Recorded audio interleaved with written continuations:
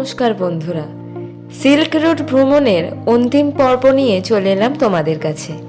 আগের পর্বে তোমাদের দেখিয়েছিলাম আমরা জুলুক থেকে বেরিয়ে জিগজ্যাগ রোড হয়ে ওল্ড বাবা মন্দির, কুপুক ইত্যাদি দেখে বিকেলের দিকে পদমচেন এসে পৌঁছেছিলাম। সেদিনটাই বেশি হ্যাকটিক ছিল আমাদের। পদমচেন জায়গাটি তো আমাদের দারুণ লাগলো। তেমন কোনো আইডিয়া ছিল না এই জায়গাটার ব্যাপারে। আমাদের হোমস্টেও বেশ ভালো পছন্দ হয়েছে। একদম নতুন প্রপার্টি এটি পদমচেনের, আর খুব ভালো পজিশনে অবস্থিত এই হোমস্টেটি। খুব ভালো ভিউ এখান থেকে, প্রচুর গাছপালা রয়েছে এখানে। শরীরের জন্য খুব স্বাস্থ্যকর এখানে থাকা। আমাদের হোমস্টে এলাকাটি দারুণ ছিল।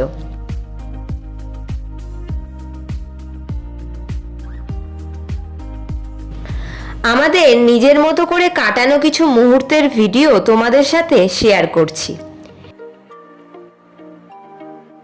সেদিন অনেকটা সময় নিজেদের মতো করে এনজয় করেছিলাম। খুব ভালো অভিজ্ঞতা ছিল সকলের।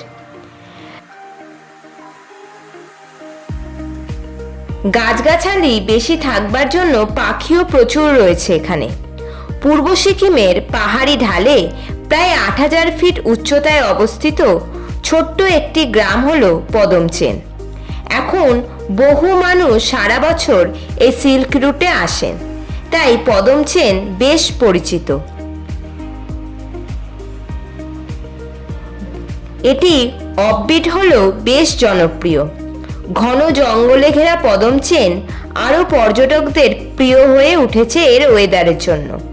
সারা বছর মনোরম আবহাওয়া, পাহাড় ঘোরবার জন্য স্বাদ বোধহয় এখানেই মেলে। ওল্ড সিল্ক রুটের প্রবেশদ্বার হলো এই জনপদ।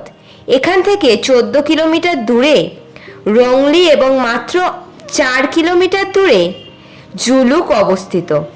পাহাড়ি রাস্তার মায়াবী রূপ, সুবিন্যস্ত উপত্যকা এবং ঘন জঙ্গলের অসাধারণ সৌন্দর্যের অনুভূতি পেতে হলে পদমচেন এক নিশ্চিত ঠিকানা।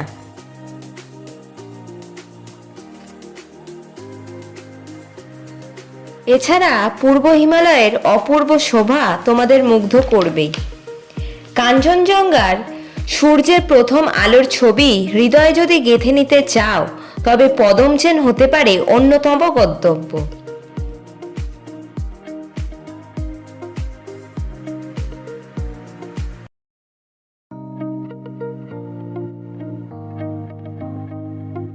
বিভিন্ন হিমালয়ান পাখির নিরাপদ আস্তানা, তাই পদমচেনের রাস্তায় চলতে চলতে তোমরা কখন যে হারিয়ে যাবে কোনো নাম না জানা পাখির ডাকে বুঝতেই পারবে না। একটি পুরনো রেস্ট হাউস তোমাদের গন্তব্য হতেই পারে। জঙ্গলের ভেতরে কাঠের তৈরি পুরনো এই রেস্ট হাউস তোমাদের টাইম মেশিনে করে ফিরিয়ে দেবে সেই কোন এক ফেলে আসা সময়।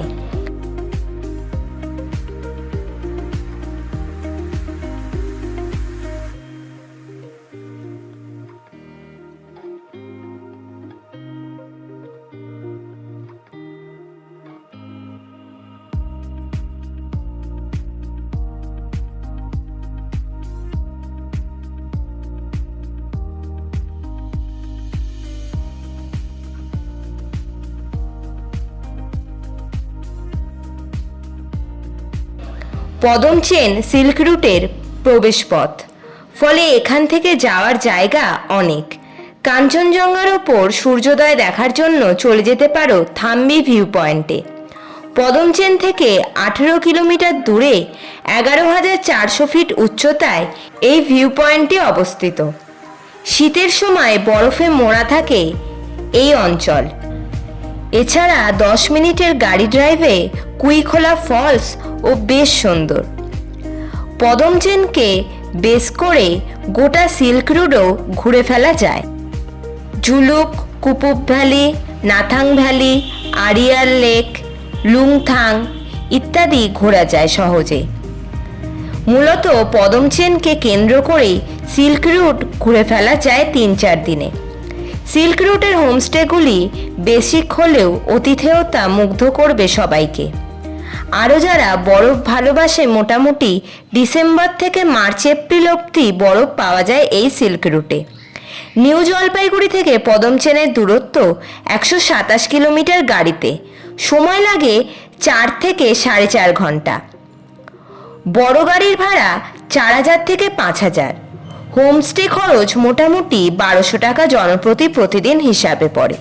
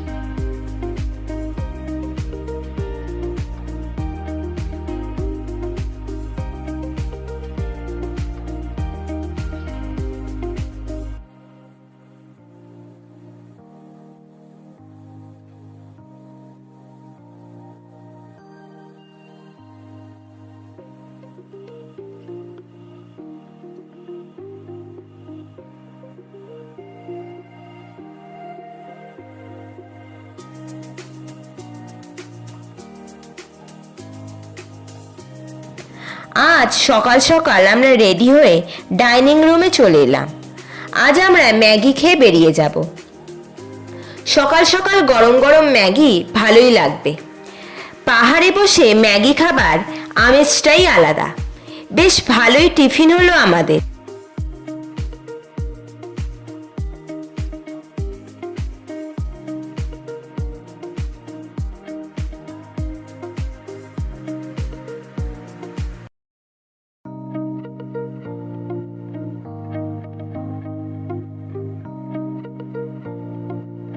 সমস্ত লাগেজ আমাদের রেডি হয়ে গেছে। আজ আমরা এখান থেকে বেরিয়ে যাব। গাড়িও চলে এসেছে আমাদের। এনজিপি থেকে ট্রেন আমাদের। শুনলাম জাতীয় সড়কে কাজ হওয়ার দরুন আমাদের লাভা দিয়ে ঘুরে ফিরতে হবে, তাই আর বেশি দেরি করা যাবে না।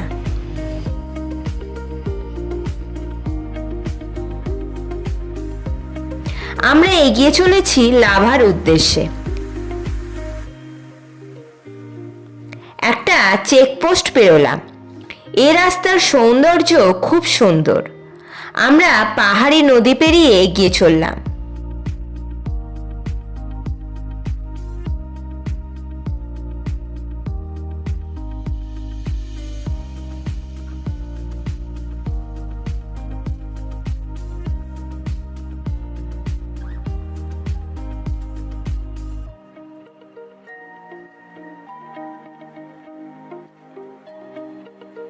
লাভার এন্ট্রি পয়েন্ট পেরিয়ে এসে পৌঁছালাম লাভার বিখ্যাত পাইন ফরেস্টে। লাভার একটি প্রধান ডেস্টিনেশন হলো এই পাইন ফরেস্ট। গতবারও এসেছিলাম এই ফরেস্টে। প্রচুর পাইন গাছ একসাথে থাকায় বনের সৃষ্টি হয়েছে। এক অন্য রকমের অনুভূতি হয় এখানে। প্রচুর পর্যটক আসে এই পাইন ফরেস্টে। লাভা আসার একটি প্রধান উদ্দেশ্য হলো এই পাইন ফরেস্টে ফটো আর ভিডিওগ্রাফি করা। বেশ ভালোই লাগবে প্রিয়জন আর পরিবারের সাথে। তবে এখানে শুনেছি জোঁকের ভয় আছে প্রচুর। তবে গতবার তেমন কোনো অভিজ্ঞতা হয়নি আমার। এখানে পার হেড 20 টাকা করে টিকিট কাটতে হবে। অনেক শুটিংও হয়েছে এখানে। এই আলপাইনের জঙ্গলই লাভার প্রধান সৌন্দর্য বলা যায়। আমাদের লাভায় আসবার জন্য ড্রাইভারকে বেশি কিছু পে করতে হবে। আসলে লাভা একটু ঘুরো পথ, তাই এক্সট্রা চার্জ পড়বে। তোমরাও এই রুটটি ট্রাই করতে পারো। কিছুকাল আগেও ভুটানের সঙ্গে ভারতের বাণিজ্য যোগাযোগ হতো যে রাস্তা ধরে, সেই পথের অন্যতম আকর্ষণীয় শহর ছিল লাভা। আজ এ শহরের গুরুত্ব কমলেও আকর্ষণ কমেনি এক ফোঁটাও।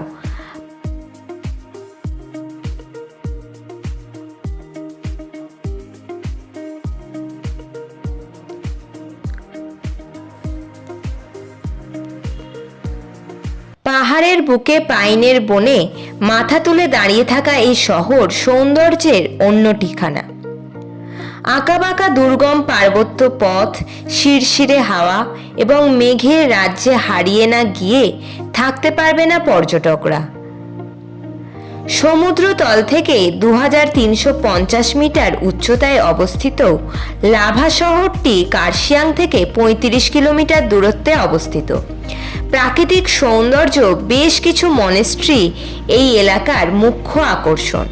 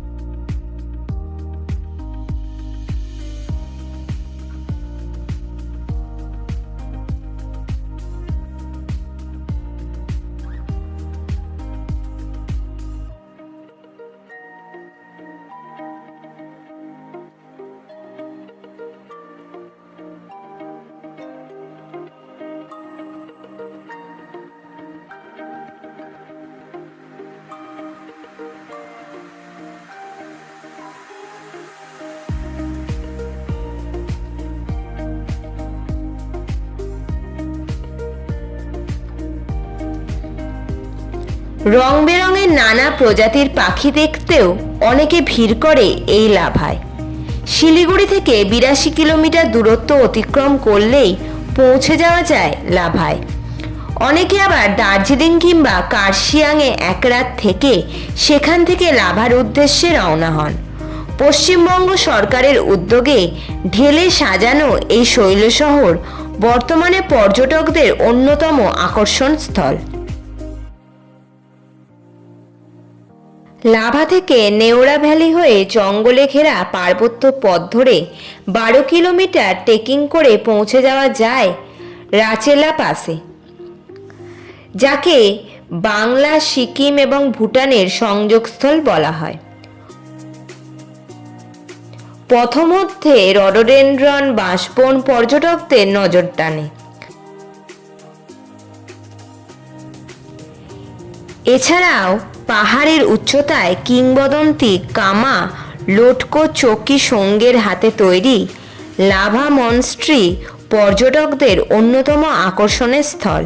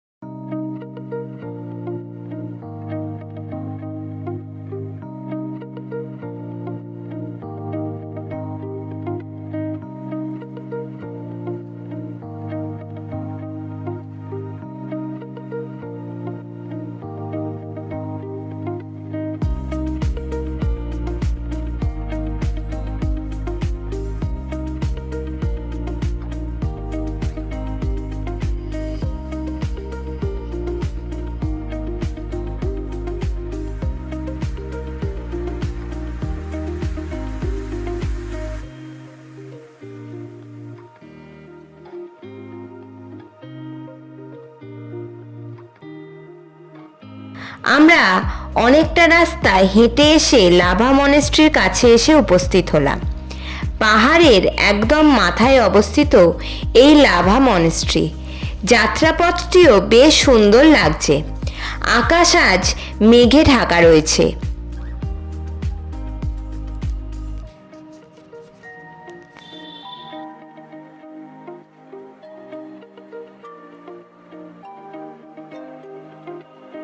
থেকচেন লিং মঠ বা বৌদ্ধ বিহার, যা সংক্ষেপে লাভা মনেস্ট্রি নামেও পরিচিত।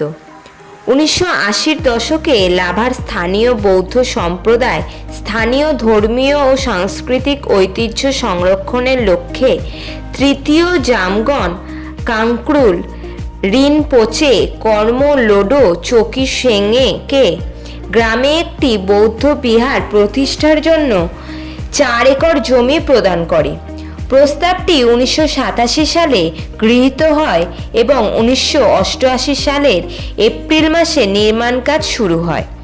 1990 সালের 6 জুন চোখর ডুচেন উপলক্ষে মঠটি খোলা হয়। 2001 সালে দলাই লামা মঠের পাশে মানে লাখাং নামে একটি সম্প্রদায় মন্দির উদ্বোধন করেন। আজকের দিনে শতাধিক ভিক্ষু মঠে বৌদ্ধ দর্শন অনুশীলন করেন। এই মঠটি কালিম্পং জেলার লাভায় অবস্থিত। এটি নেওড়া জলাধারের ঠিক পাশে অবস্থিত এবং নেওড়া ভ্যালি জাতীয় উদ্যানের প্রবেশদ্বার হিসেবে কাজ করে। এটি কালিম্পং থেকে প্রায় 32 কিলোমিটার বা 19.9 মাইল দূরে অবস্থিত বা 19.9 মাইল দূরে অবস্থিত। এনজিপি স্টেশনে এটি কালিম্পং থেকে প্রায় 32 কিলোমিটার এবং 19.9 মাইল দূরে অবস্থিত। এনজিপি স্টেশন বা বাগডোগরা এয়ারপোর্ট খুব একটা দূরে নয় এখান থেকে। এই মঠটি তিব্বতী স্থাপত্যর উপাদান এবং শৈলীর সাথে সাদৃশ্যপূর্ণ এবং এটি ইট ও কংক্রিট দিয়ে তৈরি। এতে বেশ কয়েকটি প্রার্থনা কক্ষ, লন, বসার জায়গা এবং একটি বৃহৎ বুদ্ধ মূর্তি রয়েছে। এটি সঠিকভাবে রক্ষণাবেক্ষণ করা হয়েছে। রঙিন ফুল গাছ আরও শোভাবর্ধন করেছে। এর শান্ত পরিবেশ, আধ্যাত্মিক পরিবেশ এবং অত্যাশ্চর্য দৃশ্যর জন্য পরিচিত। এই মঠটি এই এলাকার সবচেয়ে সম্মানিত এবং জনপ্রিয় গন্তব্যস্থলগুলির মধ্যে একটি। লাভা মঠটি প্রায় 2300 মিটার উচ্চতায় অবস্থিত এবং এখান থেকে আশেপাশের পাহাড়, উপত্যকা এবং বনের মনোমুগ্ধকর দৃশ্য দেখা যায়। এই তিব্বতী বৌদ্ধ ধর্মের একটি গুরুত্বপূর্ণ কেন্দ্র এবং আধ্যাত্মিক অনুশীলন, ধ্যান এবং শিক্ষার কেন্দ্র হিসেবে কাজ করে। মঠটি ঘিরে থাকা শান্তি ও প্রশান্তি এটিকে প্রকৃতির সাথে সংযোগ স্থাপন এবং অভ্যন্তরীণ প্রশান্তি অনুভব করতে আগ্রহীদের জন্য একটি আদর্শ স্থান করে তোলে। মঠটিতে আগত দর্শনার্থীদের অপূর্ব প্রাকৃতিক দৃশ্যের মাধ্যমে স্বাগত জানানো হয়, কারণ চারপাশের পাহাড় এবং বন শান্তিপূর্ণ পরিবেশের জন্য একটি শান্তি পটভূমি তৈরি করে। মঠটি তার ঐতিহ্যবাহী তিব্বতী স্থাপত্যের জন্য পরিচিত, যেখানে বাতাসে উড়ন্ত রঙিন প্রার্থনা পতাকা এবং দেয়ালে শোভা পাচ্ছে জটিল বৌদ্ধ শিল্পকর্ম। তিব্বতী প্রার্থনা চাকা এবং বৃহৎ প্রার্থনা পতাকাগুলি স্থানটির আধ্যাত্মিক আভা বৃদ্ধি করে। আমরা টিফিন করে লাভা ছেড়ে এগিয়ে চললাম।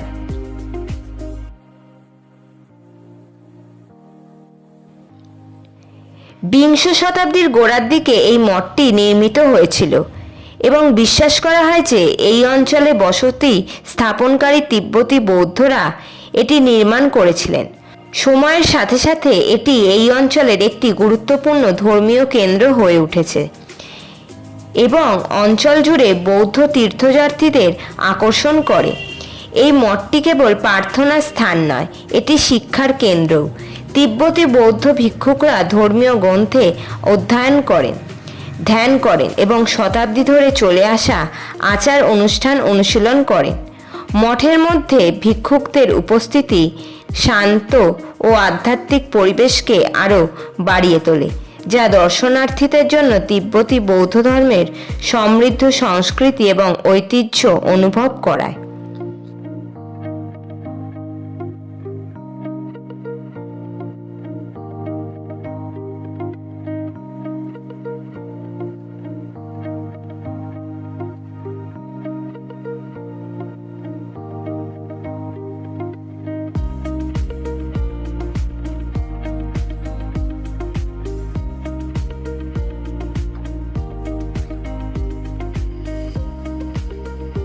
আমরা তো এর মধ্যে সমতলে নেমে এসেছি পাহাড় ছেড়ে।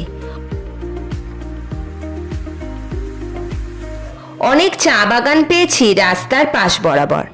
আমরা এখন পাহাড়ের নিচে ডুয়ার্স এলাকা দিয়ে চলেছি। ডুয়ার্সের সৌন্দর্য আবার অন্য রকমের একদম। বাইরের সৌন্দর্য দেখতে দেখতে চোখ জুড়িয়ে যাচ্ছে। সামনের NH-70 সাইনবোর্ডে দেখাচ্ছে Sevoke 24 kilometre, Siliguri 42 kilometre, Kalimpong 67 kilometre, আর গ্যাংটক হলো 113 কিলোমিটার, দার্জিলিং 98 কিলোমিটার এবং বাগডোগরা হলো 57 কিলোমিটার। আমরা ন্যাশনাল হাইওয়ে 17 দিয়ে যাচ্ছি এখন। দারুণ হয়ে গেছে সব ন্যাশনাল হাইওয়ে এখন। সত্যি লাভা দিয়ে না ফিরলে এই সৌন্দর্য উপভোগ করা হতো না আমাদের। একটু ঘুরো পথ এটি NGP যাবার জন্য, তবে প্রাকৃতিক সৌন্দর্য অসাধারণ। ছোট ছোট শহর গ্রামগঞ্জ পেরিয়ে এগিয়ে চলেছি আমরা। অনেকটাই ডুয়ার্স এলাকা দিয়ে চলে গেছে এই পথ। সমতল ও পাহাড়ের মাঝের অংশটি হলো ডুয়ার্স এলাকা। দূরে হালকা পাহাড় শ্রেণীও দেখা যাচ্ছে মাঝে মাঝে।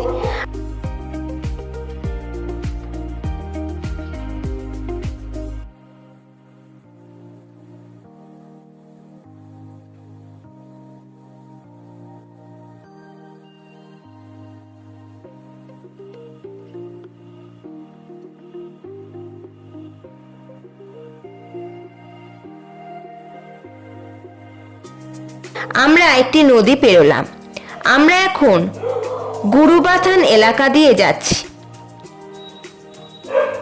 ডুয়ার্স হলো হিমালয়ের পাদদেশে অবস্থিত পশ্চিমবঙ্গ ও আসামের সমভূমি এবং বন আচ্ছাদিত অঞ্চল, যা তার চা বাগান, তিস্তা তোরসা নদী এবং গরুমারা ও জলদাপাড়ার মতো বিখ্যাত বন্যপ্রাণী অভয়ারণ্যের জন্য পরিচিত। ভুটানের প্রবেশদ্বার হিসেবে পরিচিত অঞ্চলটি প্রকৃতিপ্রেমী ও অ্যাডভেঞ্চার সন্ধানকারীদের জন্য জঙ্গল সাফারি, হাতি সাফারির জন্য সেরা গন্তব্য। গরুমারা, জলদাপাড়া এই দুটি হলো জাতীয় উদ্যান। তাছাড়া চাপড়ামারি অভয়ারণ্য ও বক্সা টাইগার রিজার্ভও এখানে রয়েছে। অন্যান্য উল্লেখযোগ্য স্থানগুলি হলো লাটাগুড়ি, মূর্তি নদী, চালসা, বিন্দু এবং সান্তালা খোলা।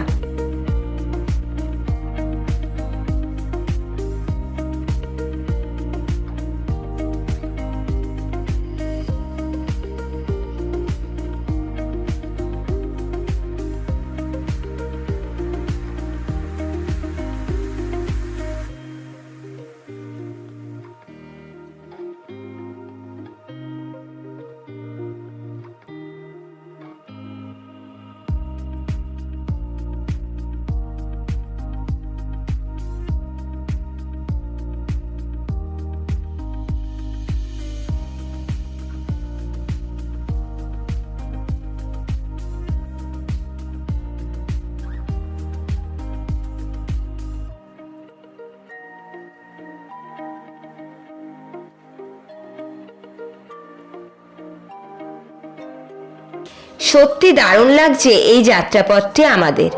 ডুয়ার্স শব্দের অর্থ দরজা বা প্রবেশদ্বার। এটি পূর্ব হিমালয়ের পাদদেশের কাছে পশ্চিমবঙ্গ ও আসাম নিয়ে গঠিত। ডুয়ার্স দ্বারা ভুটান ও ভারতের মধ্যে যোগাযোগ সম্পন্ন হয়। এই অঞ্চল ভুটান তথা উত্তর পূর্ব ভারতের প্রবেশদ্বার। এই অঞ্চলের গড় উচ্চতা 150 থেকে 1700 মিটারের মধ্যে। হিমালয়ের পাদদেশ তথা সমভূমি ও পর্বত অঞ্চলের মিলনস্থানে ডুয়ার্সের অবস্থান। ডুয়ার্সকে সংকোচ নদী দুই ভাগে ভাগ করেছে। এই নদীর পূর্ব অংশকে বলা হয় পূর্ব ডুয়ার্স বা অসম ডুয়ার্স এবং পশ্চিমের অংশকে বলা হয় পশ্চিম ডুয়ার্স বা পশ্চিমবঙ্গ ডুয়ার্স। পশ্চিমবঙ্গের দার্জিলিং, জলপাইগুড়ি, আলিপুরদুয়ার ও কোচবিহার এবং অসমের ধুবড়ি, কোকরাঝাড়, বরপেটা, গোয়ালপাড়া ও বঙ্গাইগাঁও জেলা নিয়ে ডুয়ার্স অঞ্চল গঠিত। প্রধান নদীগুলি হল তিস্তা, তোরসা, জলঢাকা, মহানন্দা, কলজানি, বোলাসনা প্রভৃতি। রঙ্গিত তিস্তার প্রধান উপনদী। এই স্থানে বালি, কাঁকড় ও নুড়িপূর্ণ মাটি বিদ্যমান। স্থানে স্থানে কালো রঙের আর্দ্র মৃত্তিকা দেখা যায়। জৈব পদার্থ ও গাছের পচা পাতা সার থাকায় এই মাটিতে চা, কমলালেবু প্রভৃতির চাষ ভালো হয়। ডুয়ার্সের বেশিরভাগ অংশ ঘন বনাঞ্চল দ্বারা আবৃত। এই বনাঞ্চল হল ভারতীয় গন্ডার ও হাতির প্রধান বাসভূমি। এছাড়া এখানে বাঘ, চিতা, হরিণ ও নানা ধরনের পাখি রয়েছে। এই অঞ্চলে বহু দর্শনীয় স্থান বা পর্যটন কেন্দ্র রয়েছে। এই প্রধান কেন্দ্রগুলিতে প্রতি বছর বহু দেশ বিদেশের পর্যটক আসে। প্রধান দর্শনীয় স্থানগুলি হল বক্সা দুয়ার, জলদাপাড়া, জয়ন্তী পাহাড় ও কাজিরাঙা।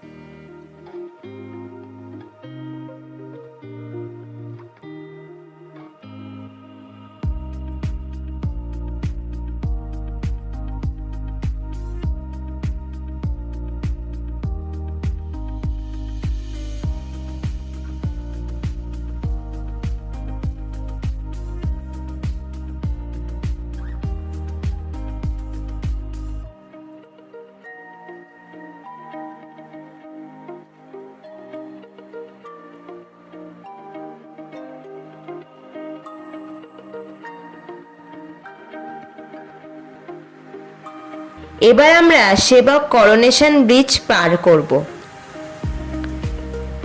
আমরা তিস্তা নদী পেরিয়ে ওপারে যাব। আর খুব বেশি সময় লাগবে না এনজিপি পৌঁছতে আমাদের। ব্রিজটি আর্চ পদ্ধতিতে নির্মিত হয়ে খরস্রোতা তিস্তা নদীর ওপর করোনেশন সেতু, যা সেবক রোডওয়ে সেতু নামেও পরিচিত। সেতুটি জাতীয় মহাসড়ক 17-এর একটি অংশ এবং দার্জিলিং এবং কালিম্পং জেলাগুলিকে সংযুক্ত করে। এটি সেবক রেলওয়ে সেতুর সমান্তরালে চলে, যা তিস্তা নদীর করোনেশন সেতু থেকে প্রায় 2 কিলোমিটার দূরে অবস্থিত। 1937 সালে ষষ্ঠ জর্জ এবং রানী এলিজাবেথের রাজ্যাভিষেকের স্মরণে এর নামকরণ করা হয়েছিল এবং 1941 সালে 6 লক্ষ টাকা ব্যয়ে এটি সম্পন্ন হয়েছিল। 1937 সালে বাংলার তৎকালীন গভর্নর জন অ্যান্ডারসন সেতুটির ভিত্তিপ্রস্তর স্থাপন করেছিলেন।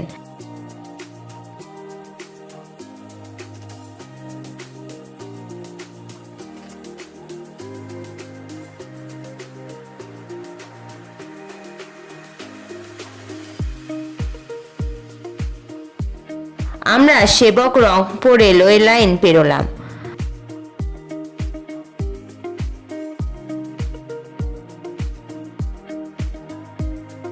আমরা এখন মহানন্দা ওয়াইল্ড লাইফ স্যাংচুয়ারির মধ্যে দিয়ে এগিয়ে চলেছি।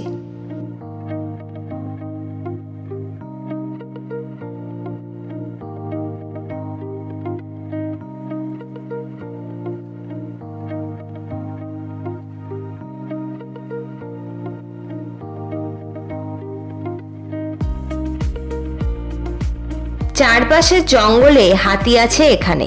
হাতির একটি করিডোর এটি। মাঝখানের এই রাস্তা দিয়ে হাতি পার হয়। আমরা একবার দেখেছিলাম। শিলিগুড়ি শহরে ঢুকে পড়বো আমরা এবার একটু পরে।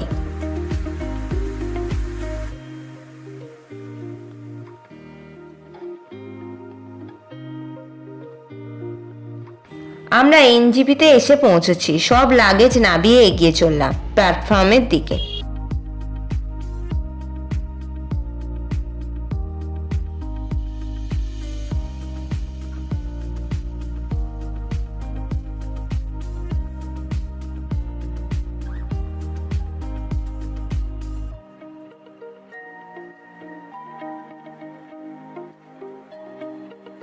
এখন রাত হয়ে গেছে, আমরা ডিনার নিয়ে নিয়েছি সবাই। যথাসময় আমাদের দার্জিলিং মেল এসে পৌঁছালো। এই পর্যন্তই ছিল আজকের পর্ব। সিল্ক রুটের এই পর্ব তোমাদের কেমন লাগলো অবশ্যই জানিও। টাটা।